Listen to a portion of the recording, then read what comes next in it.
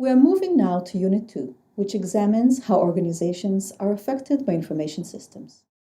In particular, the relationship between information systems, information flows, management practices, work design, organizational structure, and culture.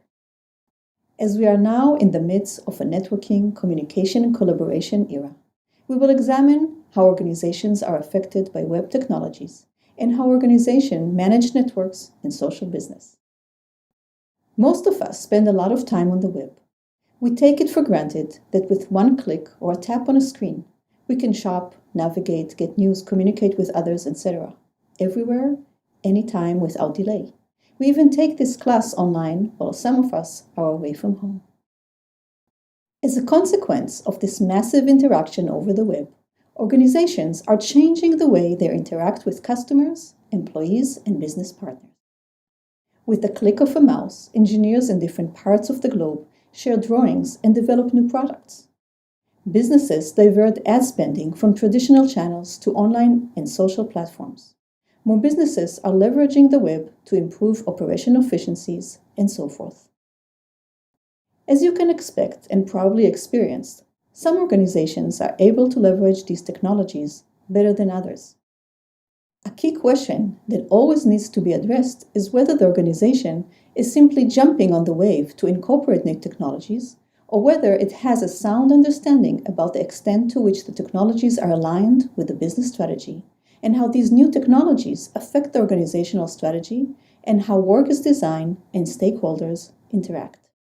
The textbook incorporates theoretical frameworks and concepts from the organizational behavior discipline to present the relationship between information systems, organizational strategy, and design of work. Chapter 3 discusses organizational impacts of using information systems, how information systems support different organizational structures, the effect of information systems on management control, including planning, monitoring, and evaluation, and the effect of organizational culture. Chapter 4 discusses how information systems affect the design of work, how communication and collaboration are supported, and how current technologies change the way we work and how the work is done. The chapter ends with a short discussion about change management, and in particular, the technology acceptance model. As you are reading these pages, think about your personal attitude towards new technologies and how your organization is introducing new technologies. Do people tend to accept the new change? How does the organization overcome resistance? Etc. The cases that we discuss for this unit provide examples of how Web 2.0 has been leveraged in two organizations. The cases are not from Harvard Business School, but rather material published by Social Text and Moxie Software, which are vendors that sell Web 2.0 solutions.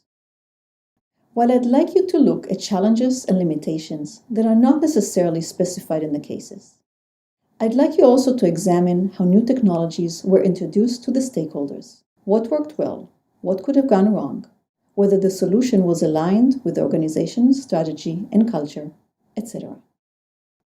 To complement the managerial aspect of this unit, we also cover concepts about telecommunication and the Internet.